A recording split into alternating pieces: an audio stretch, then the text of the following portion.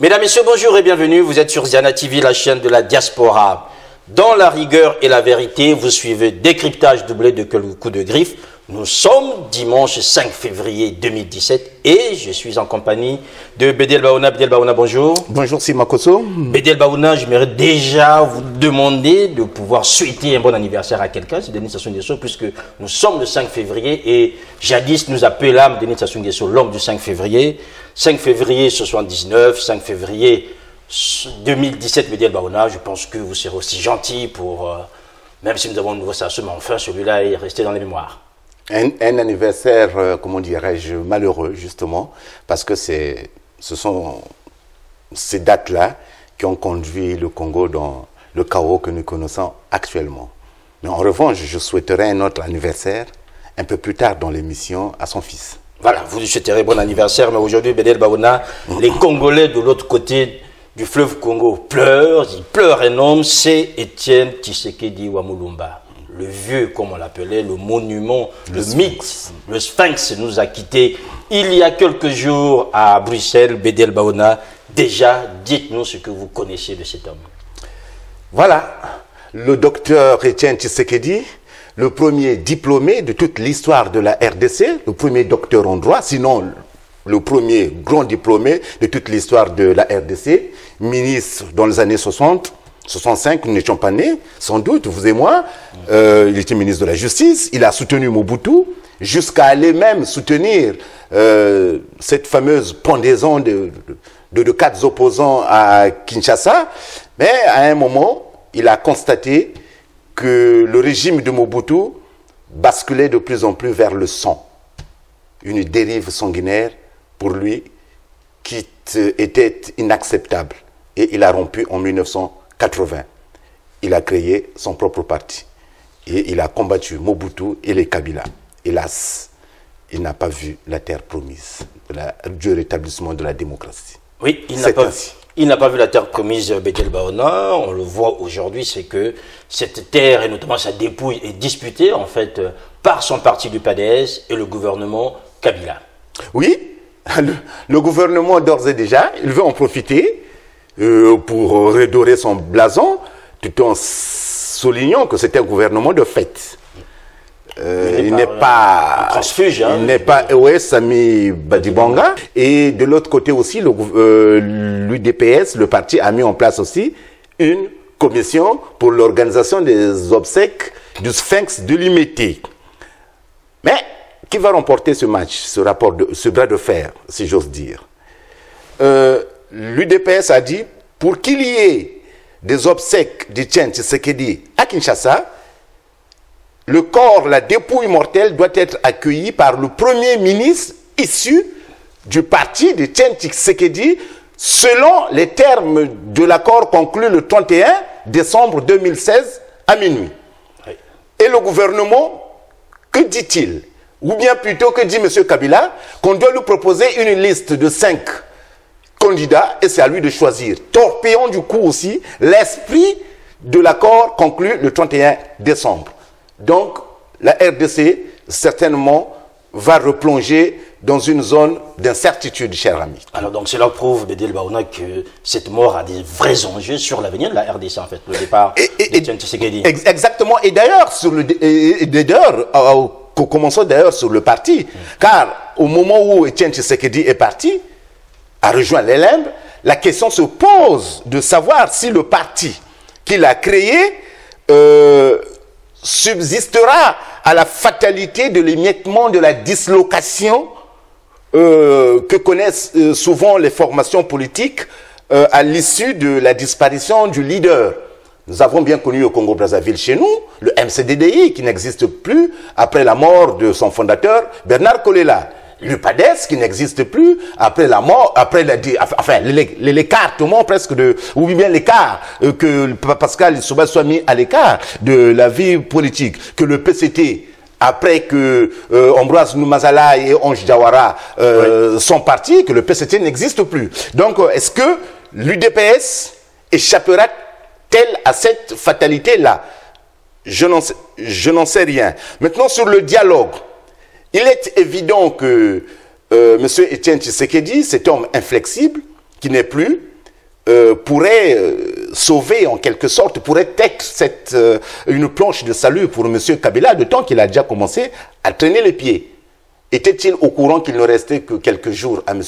Etienne Tshisekedi et qu'il fallait seulement opter pour la stratégie de l'enlisement, du retardement pour qu'il continue à gagner du temps?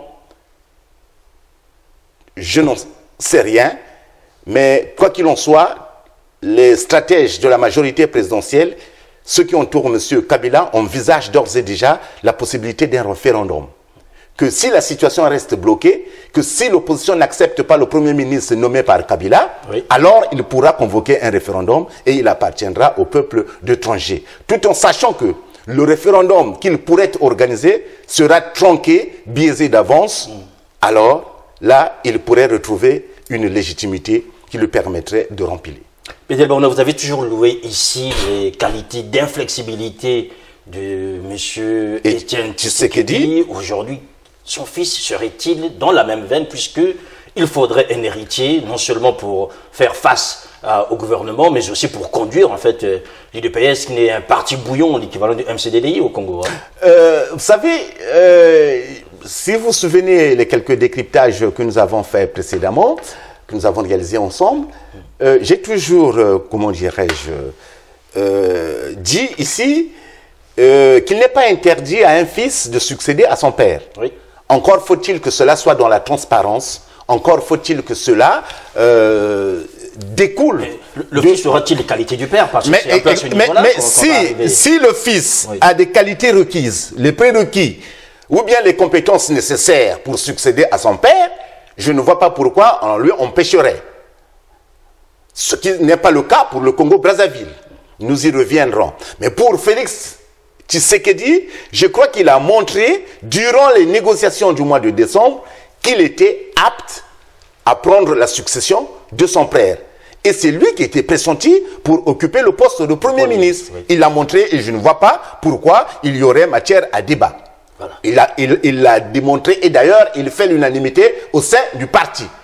Sauf qu'il y a quelques transfuges ici ou là, quelques fortes têtes qui contestent ce qu'on pourrait appeler une dynastie politique. Non.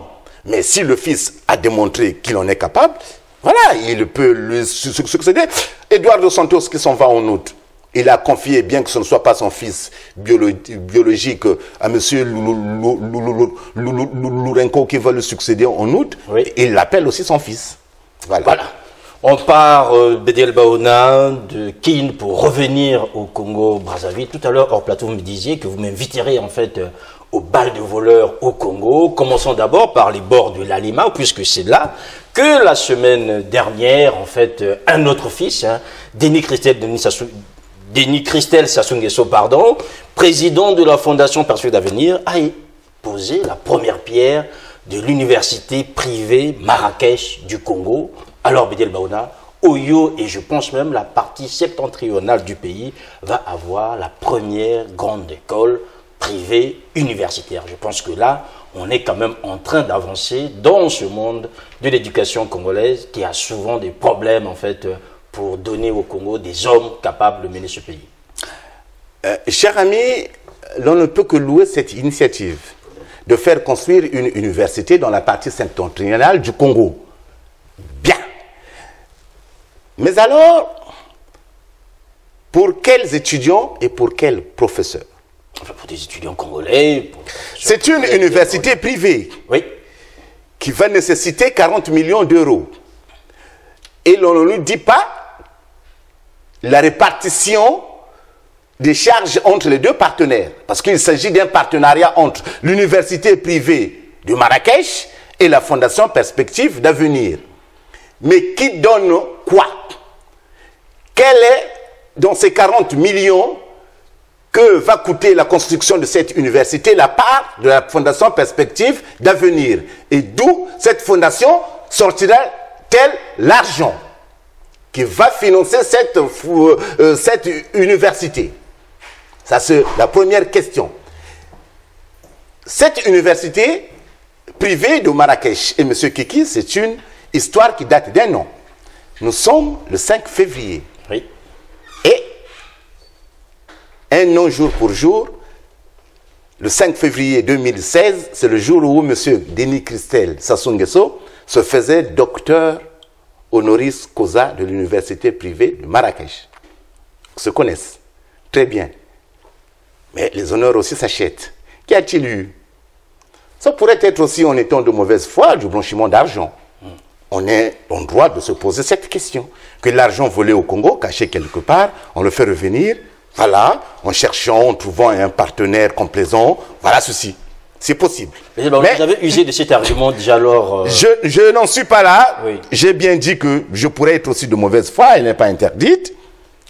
Mais pour quels étudiants? De temps qu'on nous annonce que pour s'inscrire dans cette université, il faudrait débourser la somme de 5 000 € au Congo, avec le PNB du Congolais. 5 000 €, c'est à peu près 3 millions et quelques. Hein. Et quelques. Oui. Qui va payer par an 3,5 millions pour aller s'inscrire dans cette université par an. C'est plus cher qu'ici en France. Qui? Donc c'est entre eux. Donc M. Kiki a cette fâcheuse habitude de parler des Congolais et non du Congo. Il parle des Congolais qui sont comme lui, qui font partie du bal des voleurs, des riches, qui n'ont pas travaillé mais qui ont beaucoup d'argent. Donc ce sont eux qui vont peupler cette université. Je ne vois pas comment un Congolais lambda pourrait-il trouver les moyens de financer la scolarité de son fils dans une telle université. On vous rétorquerait que la qualité de l'enseignement a un coût aussi. Hein. Ici, on voit quand même qu'il y a des grandes écoles comme HEC et bien d'autres. Oui. Un coût assez exorbitant. Sauf que le Congo n'est pas un pays développé. Sauf que le Congo n'est pas un pays riche, c'est un pays pauvre. Enfin, sauf que le Congo a toujours eu une école publique. Le Congo, nous avons bénéficié de l'école publique, gratuite. Je n'ai jamais payé des frais de scolarité quand j'étais à l'école primaire, au collège, au lycée, ou bien voir à Marien Ngouabi où je suis resté un an. Non.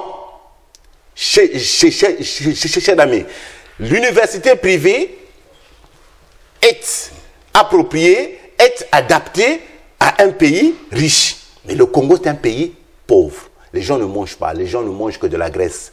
Déjà, l'école publique a été tuée au profit de l'école privée. Mais qui fréquente ces écoles privées? Que des voleurs, la majorité. Parce qu'il faut payer. Moi, j'ai deux nièces de 15-16 ans qui ne savent ni lire ni écrire parce que leurs parents n'ont pas les moyens d'envoyer leurs filles dans des écoles privées, dans des collèges privés, parce que ça coûte cher. Et pour quelle formation? Médiocre. Il ne vous a pas échappé que le niveau est très bas au Congo. Discutez avec un étudiant même en master au Congo et vous verrez qu'il n'a même pas le niveau d'un élève de seconde ici en France. Pathétique. Donc je ne vois pas l'intérêt franchement d'avoir fait construire une telle université à Oyo. Il eût fallu... Vous hésitiez de le dire. Il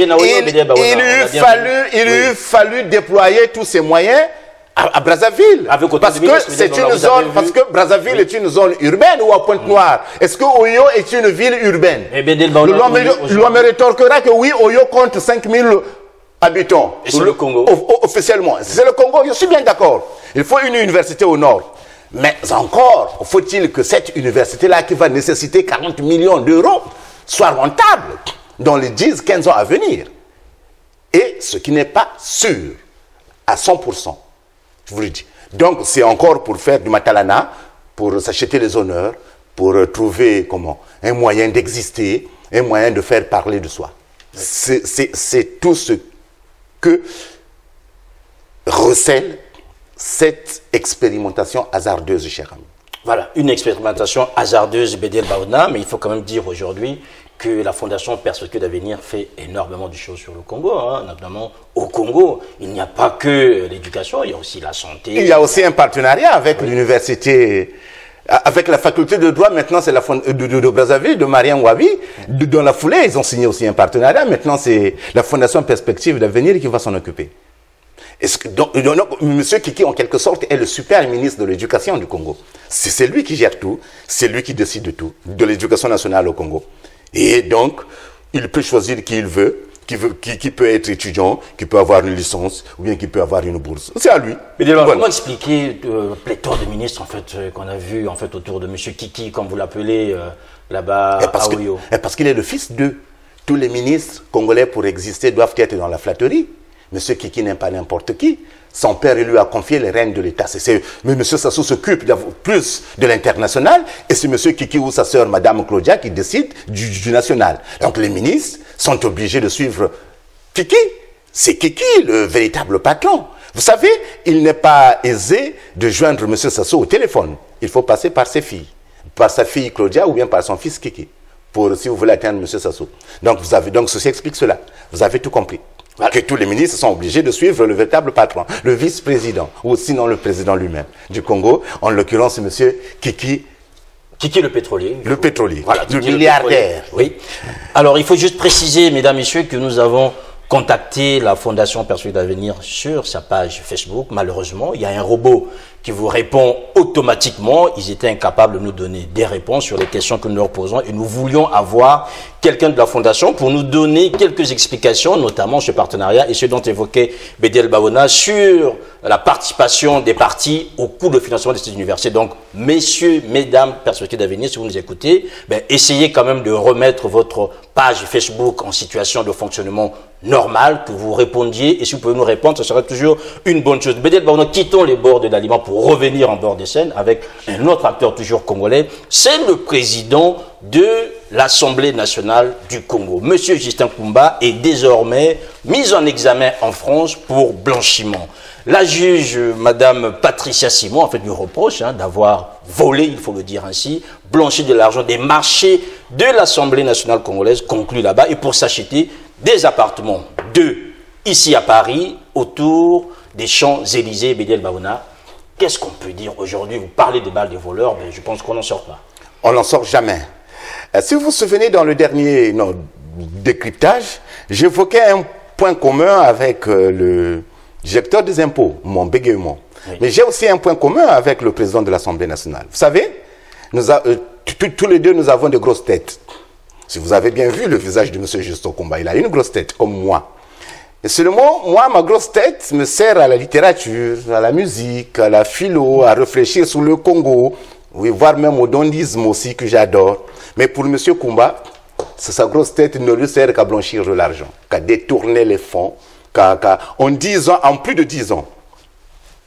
Depuis qu'il est président de l'Assemblée, qu'a-t-il fait? Quelle trace le sera-t-il? Sinon, ces 2 appartements à l'avenue Georges V. Vous savez combien coûte le mètre carré sur l'avenue Georges V?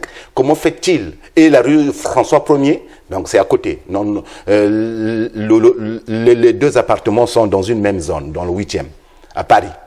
Mais comment fait-il pour payer la taxe d'habitation, la taxe foncière, pour payer les impôts? Comment? Si ce n'est pour voler l'argent au Congo. Donc, il n'est pas étonnant de rencontrer au Congo des hommes politiques d'une platitude excrémentielle, à l'instar de M. Justin Koumba, qui ne vaut rien, qui ne vaut que... Voilà, qui n'est là que parce qu'il vole et il n'a rien à proposer au Congo. Pour l'instant, c'est silence radio. Hein, c'est pas avis de personne. Votre ami et M. Okongakala, le procureur, oui. On ne l'a pas vu faire un show médiatique. Et M. Pierre Mabiala, depuis quelque temps, il s'est tué, c'est silence radio, il ne s'exprime plus, mais il devrait s'exprimer. Il devrait mettre M. Justin Koumba aussi en examen là-bas. Le procureur Okongakala, c'est un grand procureur, je pense qu'il va suivre et peut-être d'ici là... par ironie, j'aime bien. Ah non, j'aime bien ce procédé ironique. Bravo, cher ami. Le grand procureur Okongakala devrait d'ici là réunir les journalistes, dire mon parquet va poursuivre M. Justin Koumba, nous attendons l'enquête diligentée à Paris pour avoir des éléments et il ne porte pas atteinte à la sûreté de l'État mais aux finances de l'État et je pense que là il sortira par la grande porte puisqu'il nous a habitués en fait à ce type de spectacle. Bédiel Baona, aujourd'hui on constate en fait toutes ces affaires qui sont tentés de gangréner en fait le Congo, notamment les personnalités congolaises. Et souvent, votre très cher ami, M. Thierry Mongala, montre créneau pour dénoncer en fait la justice internationale qui s'immisce dans les efforts congolais. Or là, c'est silence radio. Ah, mais ce sont des biens qui sont à l'étranger. Ce ne sont pas des biens. La justice française n'est pas allée mettre en examen Justin Koumba sur un bien qu'il dispose au Congo, mais sur un bien qu'il dispose ici. Et ici, il y a la répression du banditisme, de la fraude. Il est tout à fait normal que la justice française interpelle quelqu'un qui a volé, dont on ignore l'origine de sa fortune. Il est tout à fait évident que la justice française s'intéresse à son cas. Le problème de M. Mungala, vous savez, c'est comme le problème de M. Kiki. Christelle Denis Sassou Nguesso, si vous voulez que je fasse un lien, vous me le permettez, cette petite digression, non, ou bien ce petit retour en arrière. C'est, vous savez, ils sont, M. Thierry Mungala, tout comme M. Kiki, sont irréductibles à ce que Michel Rocard appelait le devoir de grisaille, cher ami. Qu'est-ce que c'est, le devoir de grisaille. Le devoir de grisaille. C'est quoi encore? Nous ne sommes pas des initiés comme vous, mais enfin. C'est la nécessité de mettre en accord les paroles et les actes, ce qui ne fait pas M. Mungala. Il a beau parler, est-ce qu'il met en accord ses paroles et ses actes? C'est la nécessité de tontifier les engagements sans effet de manche. Hélas, M. Mungala, tout comme M. Okongakala, tout comme M. Kiki, sont toujours dans les effets de manche. Sont tonitruance, justement, le devoir de grillance, mais dans une forme d'humble discrétion, et tout cela sur le fond d'une compétence et d'une connaissance de terrain indiscutable. Ce qui est loin d'être le cas pour les trois susnommés. Hélas, ils ne sont pas capables du devoir de grisaille. Pour eux, c'est de s'intéresser aux effets pervers de l'immédiateté, c'est-à-dire qui n'ont rien à voir d'ailleurs avec une quelconque malignité journalistique, mais avec l'instantanéité des messages sur les réseaux sociaux. Il ne vous a pas échappé que même votre ami, le pasteur Léon Juste Ibombo, qui n'a pas été fichu de sauver spirituellement des âmes, tant il ne connaît rien à la Bible, mais qui se permet de supprimer ou bien, voilà, les réseaux sociaux au Congo. Mais nous reviendrons sur le cas de M. Juste Ibombo. Alors, Bédel Baouna, quittons le Congo, partons du côté d'Addis Abeba en Éthiopie. Et là, nous allons faire la connaissance d'un homme, c'est M. Moussa Faki. Il ne faut pas oublier. Voilà. M.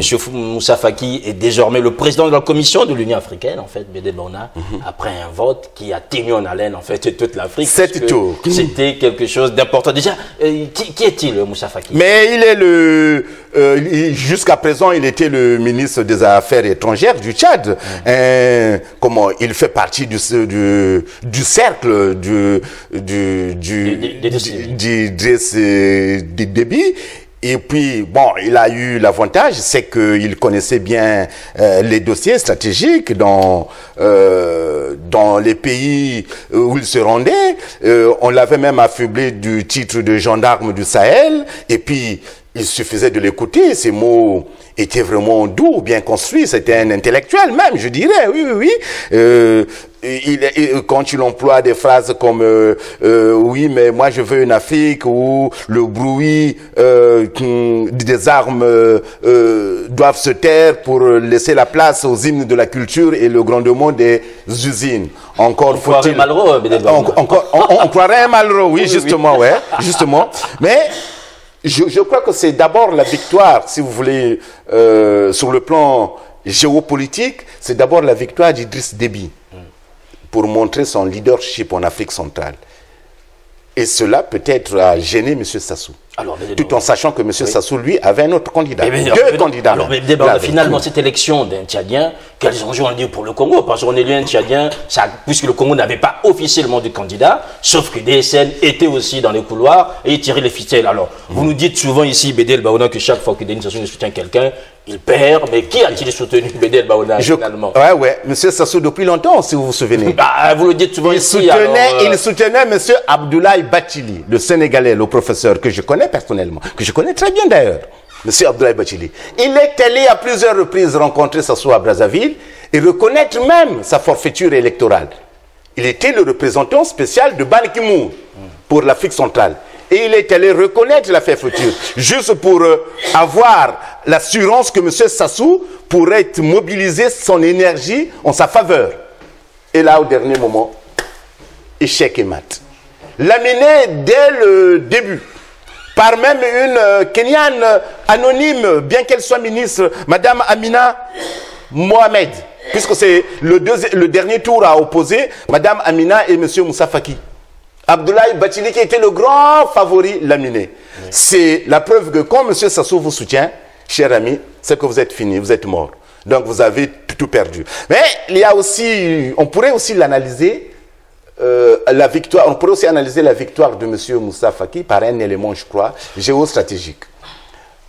Pour M. Sassou, qui maintenant ne joue plus que par la résolution de la crise libyenne, M. Moussa Faki avait présenté plus de garanties pour doubler Alger et le Caire, oui, qui sont aussi en concurrence. Parlé, donc maintenant, ouais, il faut mettre N'Djamena maintenant. Ouais, ouais. Il y a N'Djamena, le Caire, Alger et Brazzaville. Dans la mesure où M. Idriss Déby s'était rendu à Brazzaville la semaine dernière, lors de leur truc, là, leur mini-sommet sur la Libye. Oui. Donc, il appartenait à M. Sassou aussi de lui renvoyer l'ascenseur, je crois. Et du coup, M. Sassou n'a pas hésité à changer Bathily ou bien Mme Amina pour rejoindre Moussa Faki. Et Obiang Nguema, d'ailleurs, était furieux.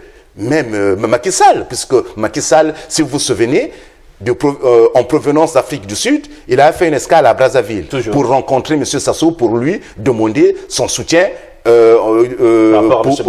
rapport à M. Bathily. M. Sassou avait promis à M. Bathily qu'il voterait pour lui. Mais qu'est-ce qui s'est passé? Puisqu'autour de lui, il a mobilisé les chefs d'État qu'il a vassalisés, Alpha Condé, pour voter en faveur de Moussa Faki. Donc, il faut y voir un lien entre M. Moussa Faki et l'envie de M. Sassou d'exister internationalement et diplomatiquement par la crise, le chaos libyen. Je dis bien par parce qu'il veut exister par ce chaos-là, voilà. Justement. Donc, il s'est dit que le mieux, c'est de voter justement Monsieur Moussa Faki. Mais cela signifie, la dernière fois, lors du dernier décryptage, nous évoquions en fait l'axe Alger, le Caire. Et là, Sassou... là, Sassou, oui, je crois, pourrait avoir quelques longueurs d'avance, quelques avantages. Dans la mesure où il pourrait facilement vassaliser M. Moussa Faki. Et nous n'oublions pas que Alpha Condé aussi est le pote à M. Sassou. C'est lui, actuellement, le président en exercice de l'Union africaine. Oui, qui a remplacé. Donc, M. Sassou, on peut considérer qu'il a marqué quelques points. Par rapport à Alger, ça signifie et à Le Caire. Oui, oui. Alors, ça signifie qu'aujourd'hui, Sassou a toujours la main, en fait, puisqu'il avait d'abord son ami Déby. Et là, les données viennent de changer, oui, après la désignation de Moussa Faki, qu'ils sont favorables, oui, oui, parce que et le président de l'Union africaine, tout à fait, et le président de la Commission de l'Union africaine pourront toujours mettre à l'ordre du jour la question libyenne, ou bien en les déplaçant à Oyo. Voilà. Non, il y a eu une conférence à Oyo sur la Libye, parce que c'est le président de la Commission de l'Union africaine qui est maître de l'ordre du jour. Et du lieu. Et du lieu, exactement. Donc on peut considérer que oui, M. Sassou pourra exister bientôt. Alors, il pourrait exister, donc ça signifie ce que vous demandez d'avouer la dernière fois que la diplomatie congolaise était en train de travailler, et en train de prendre quasiment à revers. C'est la géopolitique. Cher ami, il y a eu un rebondissement. Il y a eu un rebondissement. Oui. Si Mme Amina Mohamed avait été élue, ou bien même Abdoulaye Bathily, je crois que Sassou aurait eu moins d'impact, dans la mesure où il ne maîtrise pas très bien Dakar. Oui. Parce que Macky Sall est versatile. Il est imprévisible. Un coup, il vous soutient, un autre, il vous tourne le dos. Et ce qui s'est passé à Dakar lors du sommet de la francophonie. Monsieur Macky Sall était sûr qu'il allait voter pour Henri Lopez. Oui. Mais, au dernier moment, paf, patatras, il a changé d'avis. Mais on a aussi un élément géographique qu'il ne faut pas négliger, c'est que le Tchad a une frontière avec la Libye. Et donc, du coup, comme il y a M. Sassou qui a des milliards au Congo en sa possession, donc il faudra s'attendre dans les jours, les semaines et les mois à venir à des sommets saccadés, à des sommets récurrents à Brazzaville ou à Oyo. Voilà.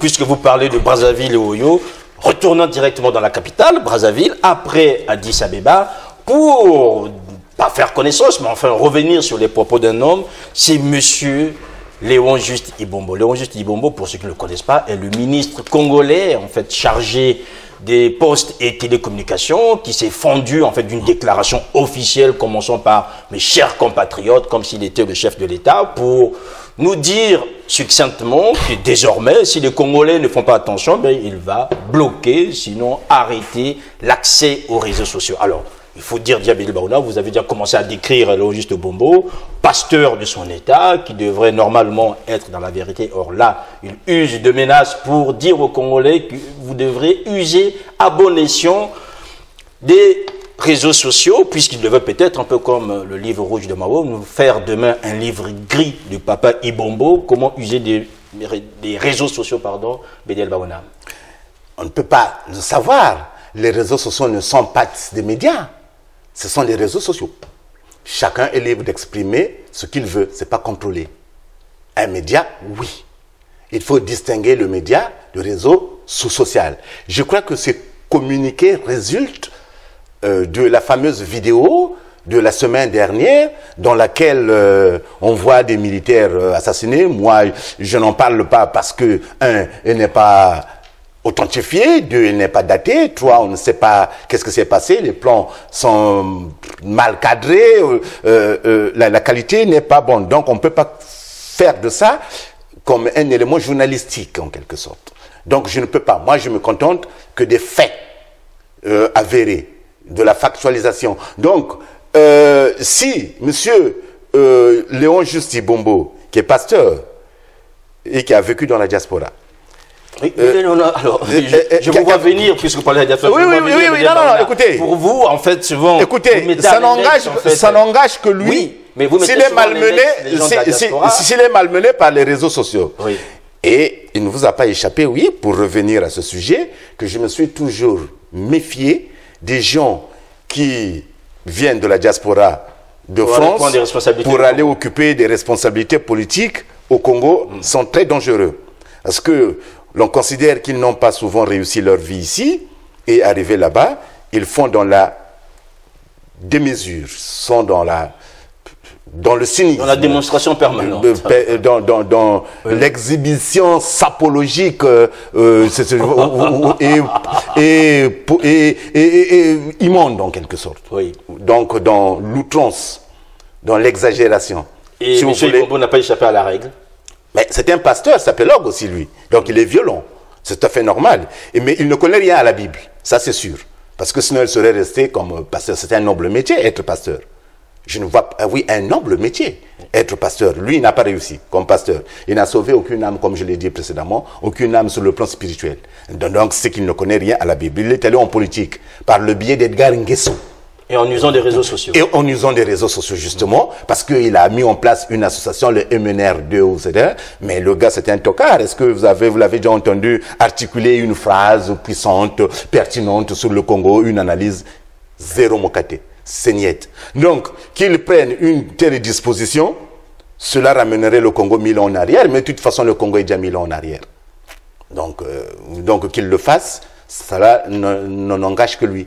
Mais il n'interdira pas les réseaux sociaux de ceux qui sont à l'étranger. Oui, mais de toute façon, au Congo, cela ne montre pas la fébrilité en fait de l'État. C'est un État comme mais c'est un gouvernement illégitime, illégal, de fait. Comme dirait votre ami M. Ongios Ngambé, c'est un gouvernement... Mais j'aime bien cette phrase, c'est le gouvernement des affairistes. Donc M. Ibombo ne veut pas vite être délogé du gouvernement, sinon il ne pourrait plus s'empiffrer, voler. Donc il est obligé de flatter M. Sassou, de montrer qu'il travaille, qu'il répond du tac au tac aux usagers de Facebook, voilà, de Twitter, et que sais-je encore. Donc il est obligé. Mais je parie que M. Ibombo n'a pas réfléchi à ce qu'il a dit. Enfin, il dit en coulisses. Il n'y a pas pensé. Cela imposé, voilà. Je pense qu'en pasteur qu'il est, en pasteur, il a dû regretter ou bien il a quand même une certaine retenue. Je peux me contredire. Ah non, vous ne contredisez pas, plus les informations que nous avons, c'est qu'il regrette. Oui, et voilà. il essaie de se justifier en disant que c'est pas lui, c'est pas de sa volonté. Mais on lui a demandé de pouvoir le faire. Mais dans ce cas, il démissionne. Un ministre, comme dirait Chevènement, ça ferme sa gueule ou bien ça démissionne. Mais quand ça veut bouffer, mais comme tout le monde est là pour voler, pour s'empiffrer, pour s'acheter des appartements en France, voilà. dans le 8e, dans le 78. Donc il est obligé de rester, de s'aplatir, de s'humilier. Oui. Hélas, cher ami. Hélas, cher ami, un tel comportement d'un homme qui lui-même a été porté au pouvoir par les réseaux sociaux, qui aujourd'hui crache dans la soupe, ben, je pense que les Congolais ne resteront pas indifférents par rapport à cette attitude. Et je ne suis pas convaincu que M. Ibombo, malgré cette menace, ira jusqu'au bout. Bédel Baouna, restant toujours au Congo, un autre homme, en fait, qui s'est illustré, ben, c'est le neveu de son oncle, Donald, en fait, qui désormais voudrait équiper le quartier Mbama du côté de Bakongo, je parle de l'eau potable. De l'eau potable, comme si l'État n'existait pas. Vous voyez, c'est la même chose que M. Kiki crée des universités, ouais. crée du truc. Et on est, moi, il a d'abord, bon, M. Donald Fila Saint-Eude, il doit être le fils de Nicéphore ou bien de Mfumu. En tout cas, il est à la fois conseiller au ministère de deviner qui, Nicéphore Fila Saint-Eude. Donc, de ce nom, on est toujours en famille, là. Le népotisme, oui, oui. Il n'y a pas que François Fillon qui... Donc, les Fillons n'ont rien inventé. Non, ils n'ont rien inventé. Et M. Donald Fila Saint-Eude a fait don des écrans plats à Bakongo, en Pissa ou en Bama où il réside, depuis 1993, semble-t-il, pour que les gens puissent regarder la télé, la Cannes 2017, et puis applaudir l'éclaircissement de la peau de M. Okongakala ou bien de M. Sassou lui-même. Vous voyez, ou bien pour voir apparaître le ventre de mon ami Jean-Jacques Bouya, ou bien la grosse tête de mon comme la mienne de M. Justin Koumba. Donc voilà, il a offert ça, et maintenant désormais il veut s'attaquer à l'eau potable, comme si c'était un luxe. Mais l'eau potable, l'accès à l'eau potable ne devrait pas être un luxe. C'est un droit banal. Tout le monde doit y avoir accès. Et c'est lui, il a dit qu'il doit s'en occuper, qu'il va s'en occuper. Comment avec un simple citoyen, avec quel argent? Donc ça pourrait aussi s'apparenter à du blanchiment d'argent. À moins d'être un philanthrope, moi le seul philanthrope officiel que je connaisse au Congo, c'est M. Joé Ebina, Washington. Mais je sais, lui, d'où il sort l'argent. Il est héritier, il gère des hôtels de luxe. C'est tout à fait normal, on peut considérer qu'il peut prendre une partie ici pour financer sa fondation. Mais les autres qui offrent des écrans plats, qui veulent maintenant donner de l'eau potable à toute une population de Bakongo, ou bien des quartiers Mpissa et Mbama, d'où sort-il cet argent? Qu'a-t-il fait? Il est consul aussi par ailleurs, honoraire du Congo à Lyon. En même temps qu'il est conseiller au ministère de l'Enseignement, il est aussi consul honoraire du Congo à Lyon. Bon, a-t-il le temps? Enfin, le titre de conseiller honoraire, ça s'achète, Bédel Baouna, hein, même si tout comme le titre de conseiller aussi. Oui, voilà tout. Le titre de conseiller. Et aussi, ça s'achète. Oui. Ok, bon. Maintenant, mais c'est aussi quelqu'un de la diaspora, Bédel Baouna. Alors, vous voyez déjà... Mais est-ce qu'il... Je me méfie. Je me méfie toujours. Alors, Bédel Baouna, finalement, quand on voit aujourd'hui tous ces hommes qui deviennent généreux envers le Congolais, c'est que l'élection n'est pas loin, en fait, hein. Vous avez tout compris que les élections législatives approchent. Oui.